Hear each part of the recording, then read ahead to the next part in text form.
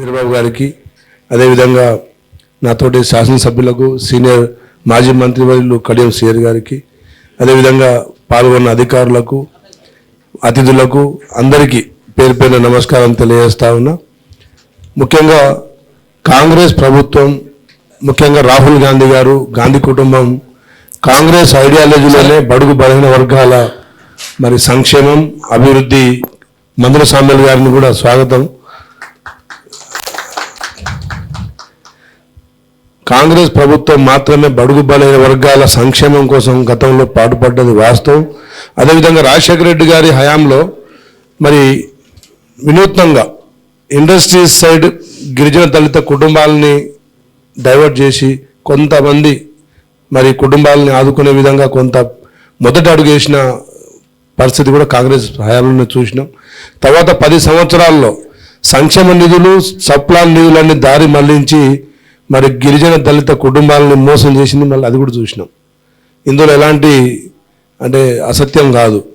మరి ముఖ్యంగా నేను పెద్దలు శ్రీధరబాబు గారిని మరి రాష్ట్రానికి ఎంతో లక్షల కోట్ల పెట్టుబడులు పెద్దలు ముఖ్యమంత్రి గారి సారథ్యంలో శ్రీధరబాబు గారు మన రాష్ట్రానికి తీసుకొస్తున్నారు.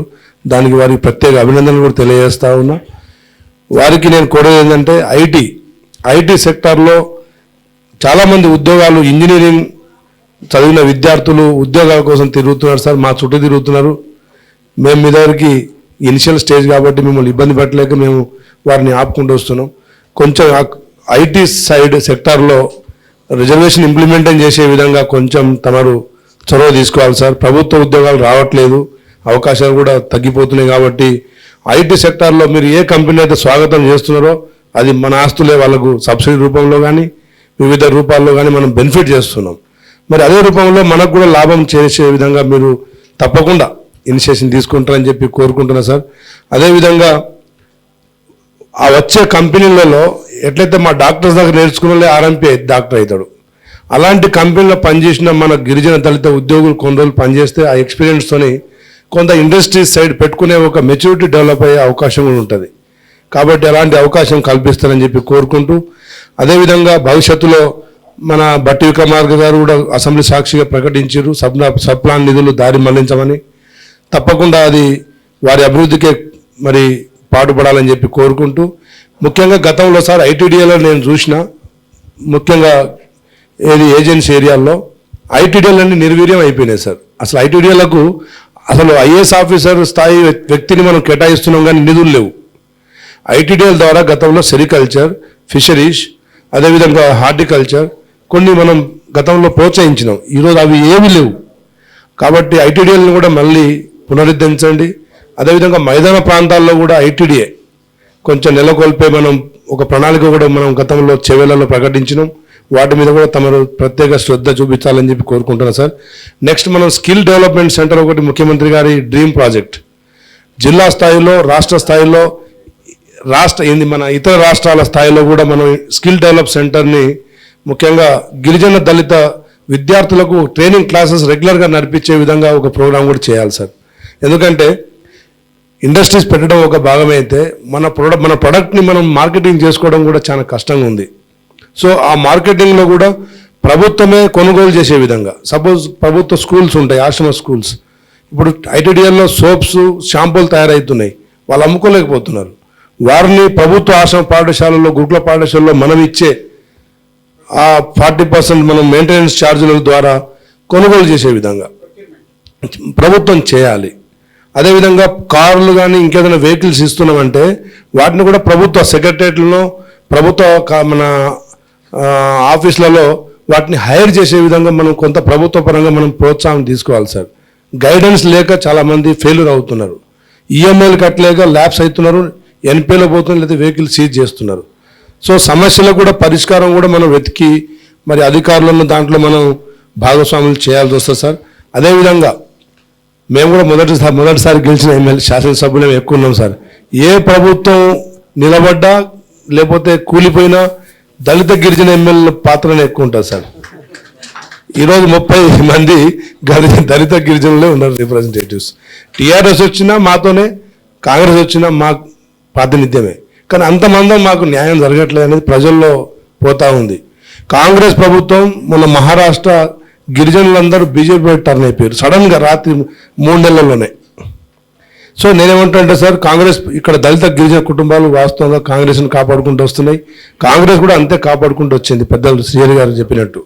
సో మనం ఇంప్లిమెంటేషన్లో వాళ్ళ మీద మనం శ్రద్ధ చూపిస్తున్నట్టు వారికి తెలియకపోతే సైలెంట్గానే వాళ్ళు నిర్ణయాలు తీసుకునే పరిస్థితులు కనబడుతూ ఉన్నాయి. కాబట్టి ఇంప్లిమెంటేషన్లో వాస్తవంగా ప్రజలకు తెలుసు, ఈరోజు ఆర్థిక భారం ప్రభుత్వం మీద ఉందనే విషయం ప్రజలకు కూడా తెలుసు. మనం ఎన్ని పథకాలు ఇచ్చినామనేది కాదు సార్, ఎన్ని పథకాలు కింద రీచ్ అయినాయనేది, మనం సక్సెస్ఫుల్గా ఎన్ని రీచ్ అయినాయనేది చేయగలిగితేనే పబ్లిక్ మనల్ని ట్రస్ట్ చేసే పరిస్థితి కనబడుతూ ఉంది. ఎక్కడో ఇండస్ట్రీస్ కాదు సార్, ఇల్లు లేక సొంత ఇల్లు కట్టుకోలేక ఇంకా దళిత గిరిజన కుటుంబాలు ఇబ్బంది పడుతున్నారు. స్కీముల మీదనే వాళ్ళు ఆధారపడే విధంగా ప్రభుత్వాలు చేస్తున్నాయంటే భవిష్యత్తు ఏ విధంగా ఉంటుందో ఒకసారి ఆలోచించండి సార్. సో మైక్రో లెవెల్లో మీరు మేధావులు, మరి విద్యావంతులు, 20-25 సంవత్సరాల నుంచి ప్రభుత్వంలో భాగస్వాములు, మైక్రో లెవెల్లో ఆలోచించకపోతే మనం డిపెండెన్స్ని మనం ఇంకా తయారు చేసుకుంటూ పోతున్నాం తప్ప ఇండిపెండెంట్గా ఎవరిని మనం వారి కాళ్ళ మీద వాళ్ళు నిలబడే విధంగా మనం చేయట్లేదేమో అని ప్రభుత్వాల పరంగా. కాబట్టి దాని మీద కొంచెం సెమినార్స్ కానీ ఎవ్రీ 2 monthsకో ఎవ్రీ 3 monthsకో జరగాలి సార్ ఇలాంటి రౌండ్ టేబుల్ కార్యక్రమాలు. ఎందుకంటే ముందు మాకు తెలిస్తే మేము ప్రజలకు చెప్పగలుగుతాం. కాబట్టి ముందు మమ్మల్ని బోధించండి, సమీకరించండి, తర్వాత పోరాడదాం. కాబట్టి మరి బాబాసాహెబ్ అంబేద్కర్ గారు చెప్పినట్టు మరి ముఖ్యంగా ఎడ్యుకేట్ చేయాలి సార్, ఫస్ట్ ఎడ్యుకేట్ చేయాలి. మా నుంచి నెక్స్ట్ జిల్లా స్థాయిలో స్కిల్ డెవలప్మెంట్స్ దాని మీద కానీ, ఇండస్ట్రీస్ అవేర్నెస్ కానీ, మనకున్న బెనిఫిట్స్ ఏమున్నాయి, ఏది పెడితే బాగుంటుందని తెలియజేస్తూ పబ్లిక్ని ముఖ్యంగా గ్రామీణ ప్రాంతాల్లో ప్రజల్ని భాగస్వాములు చేయాలి సార్. ఎందుకంటే ప్రజలందరూ పట్టణీకరణ సైపు అంటే ఇటు కన్స్ట్రక్షన్స్ హైదరాబాద్ అవుతున్నాయి కాబట్టి వర్క్ ఇక్కడ దొరుకుతుంది, డైలీ వేజ్ ఇక్కడ అలవెన్సెస్ ఎక్కువ దొరుకుతాయని చెప్పి గ్రామాలను వదిలేసి అంత సిటీ వైపు వస్తున్నారు. అది కూడా భవిష్యత్తులో చిరునవ్వుతో మరి పలకరించే మరి వ్యక్తి. అదేవిధంగా ఇప్పుడు కాంగ్రెస్ క్యాబినెట్లో ముఖ్యంగా అటు అధిష్టానానికి కానీ ఇటు ముఖ్యమంత్రి గారి మీరు చెప్తే ఎవరు కాదన్నారు సార్ వాస్తవంగా. ఇప్పుడు మీరు దేని మీద ఫోకస్ చేసినా దాంట్లో మీనింగ్ ఉంటుంది, పరమార్థం ఉంటుందని పరిస్థితి ఉంది సార్ వాస్తవంగా. కాబట్టి దయచేసి ఈ ప్రోగ్రాంని అంచెలంచెలుగా మీరు బలోపేతం చేయాలి. నిజంగా ఫండ్ మిస్యూజ్ కావద్దని మేము కూడా కోరుకుంటాం సార్. చాలామంది బినామీలు కూడా దీనిలో ఇండస్ట్రీస్ మా వాళ్ళ పేరు తీసుకున్న పరిస్థితులు ఉన్నాయి. అలాంటివి జరగవద్దంటే ముందు మన వాళ్ళని మనం నేర్పించాలి, నడవగలిగే మనం చేపించే బాగుంటుంది. అదేవిధంగా అధికారులతో మరి ఎవ్రీ టైం మీకు వీలు కాకపోవచ్చు కానీ అధికారులతో కానీ, అధికారులు మనసుగా కూడా మంచి రెస్పాండ్ అయ్యే అధికారే కాబట్టి వారి ద్వారా కూడా మధ్య మధ్యలో ప్రోగ్రామ్స్ పెట్టాలి. నెక్స్ట్ మీరు పంపించే టీంలో ఒక ముగ్గురు ఎమ్మెల్యేలను 4 ఎమ్మెల్యేలను కూడా పంపించి కొంచెం కర్ణాటక పాలసీస్, తమిళనాడు పాలసీస్ మరి వాటి మీద సూక్ష్మంగా సార్ కార్లు తీసేసిరు సార్. కార్లు సబ్సిడీలో కార్లు ఇచ్చేది తీసేసిర్రు. దయచేసి అది కొంచెం మళ్ళీ పెట్టండి. ఎందుకంటే డిగ్రీతో ఇంటర్మీడియట్తో ఆగిపోయిన వాళ్ళు చాలామంది ఉన్నారమ్మా రూరల్లో. వాళ్ళు ఎప్పుడైతే ఆక్యుపేషన్ ఉండదో క్రైమ్ సైడ్ వెళ్ళిపోతున్నారు, గంజాయి, బెల్లం ఈ వ్యాపారాలు వెళ్ళిపోతున్నారు.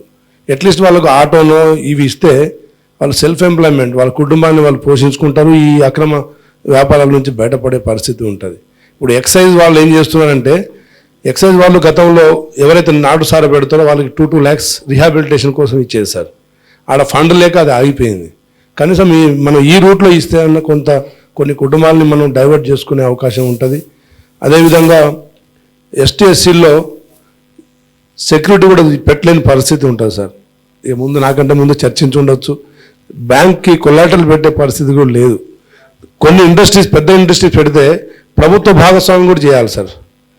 51% ప్రభుత్వం, 49% ప్రైవేట్. అట్లా చేసి అట్లనే ప్రోత్సహించండి. ఇండస్ట్రీస్ పాలసీస్లో మొత్తం వారినే పెట్టుకోమని చెప్పడం కాకుండా ప్రభుత్వ పరంగా కొంత స్టేక్ ఉంచుకొని ఇండస్ట్రీస్ని ప్రమోట్ చేస్తే, ఫార్మా కంపెనీ కావచ్చు, ఇంకేదైనా పెద్దవి పెడితే కొంత జవాబుదారితనం ఉంటుంది సార్. ప్లస్ బ్యాంక్ రుణాలు కూడా ఇచ్చే అవకాశం ఉంటుంది. అదేవిధంగా కాంట్రాక్టులు సార్, కాంట్రాక్ట్ ఏది రూరల్లో రోడ్లు కావచ్చు మళ్ళీ దొరుకుతుంది ఈ అవకాశం అయిపోయింది సార్. అంటే సార్ ఒకటి కాంట్రాక్ట్లో కూడా మనం పర్సంటేజ్ అంటే రిజర్వేషన్ ఇస్తామని చెప్పినాం. కొంచెం ఏజెన్సీ ఏరియాల్లో మా ఆదివాసీ దళిత కుటుంబాలకు కాంట్రాక్టర్లకు కూడా ప్రోత్సాహం కలిగించాలని చెప్పేసి మీరు అవకాశం ఇస్తారని చెప్పి కోరుకుంటున్నాను. Thank you sir. Thank you sir. Ramachandra Nayak గారికి ధన్యవాదాలు తెలియజేస్తూ